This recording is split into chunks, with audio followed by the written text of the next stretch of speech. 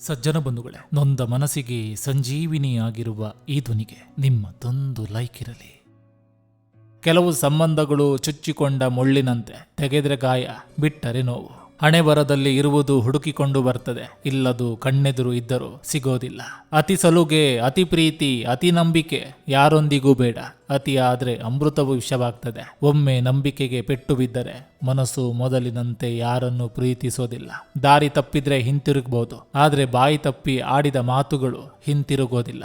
ಯಶಸ್ಸಿನ 3 ಔಷಧಗಳು: ನಂಬಿಕೆ, ದುಡಿಮೆ ಮತ್ತು ತಾಳ್ಮೆ. ಹಣ ಇದ್ದರೆ ಶತ್ರುಗಳು ಹೆಚ್ಚಾಗ್ತಾರೆ, ಹಣ ಇಲ್ಲದಿದ್ದರೆ ನಮ್ಮವರೇ ಶತ್ರುಗಳಾಗ್ತಾರೆ. ನಿಮ್ಮ ಮೌಲ್ಯವನ್ನು ಅರಿಯದವರ ಹಿಂದೆ ಓಡಬೇಡಿ, ನಿಮ್ಮನ್ನು ಗೌರವಿಸುವವರ ಜೊತೆ ನಡೆಯಿರಿ. ರಾಜಿಯಾಗುವುದು ತಪ್ಪಲ್ಲ, ಆದ್ರೆ ಪ್ರತಿಯೊಂದು ಬಾರಿ ರಾಜಿಯಾಗುವ ಬದುಕು ನಮ್ಮದಾಗಬಾರ್ದು. ಹೊಸಬರು ಸಿಕ್ಕಾಗ ಹಳೆಯ ಸಂಬಂಧವನ್ನು ಮರೆಯುವುದು ಸಹಜ, ಆದರೆ ವಜ್ರವನ್ನು ಕಳೆದುಕೊಂಡು ಕಲ್ಲನ್ನು ಉಳಿಸಿಕೊಳ್ಬೇಡಿ. ಮನುಷ್ಯನಿಗೆ ಅವಮಾನವಾದಾಗ ಮತ್ತು ಸ್ವಾಭಿಮಾನಕ್ಕೆ ಪೆಟ್ಟು ಬಿದ್ದಾಗಲೇ ಬದಲಾವಣೆಯ ದಾರಿ ಕಾಣ್ತದೆ. ವಟವಟನೆ ಮಾತನಾಡುವವರ ಮನಸ್ಸು ತೆರೆದ ಪುಸ್ತಕದಂತೆ, ಅಲ್ಲಿ ಏನನ್ನು ಮುಚ್ಚಿಡಲು ಸಾಧ್ಯವಿಲ್ಲ.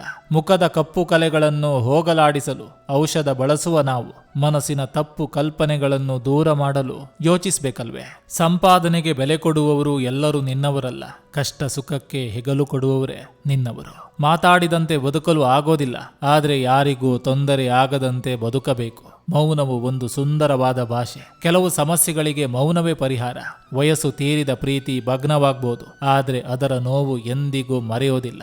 ಸಜ್ಜನ ಬಂಧುಗಳೇ, ಇದು ಇಂದಿನ ಸಂಚಿಕೆ ಅಂತ ಹೇಳ್ತಾ, ಈ ಸಂಚಿಕೆ ನಿಮಗೆ ಇಷ್ಟವಾಗಿದ್ರೆ ದಯವಿಟ್ಟು ಒಂದು ಲೈಕ್ ಮಾಡಿ, ಜೊತೆಗೊಂದು ಕಮೆಂಟ್ ಮಾಡಿ. ಮತ್ತೆ ಮುಂದಿನ ಸಂಚಿಕೆಯೊಂದಿಗೆ ಅತಿ ಶೀಘ್ರದಲ್ಲಿ ನಿಮ್ಮನ್ನ ಭೇಟಿಯಾಗ್ತೇನೆ. ನಿಮ್ಮೆಲ್ಲರ ಮನಸ್ಸು ಪ್ರಶಾಂತವಾಗಿರಲಿ ಅನ್ನೋದು ಈ ವಾಹಿನಿಯ ಉದ್ದೇಶ.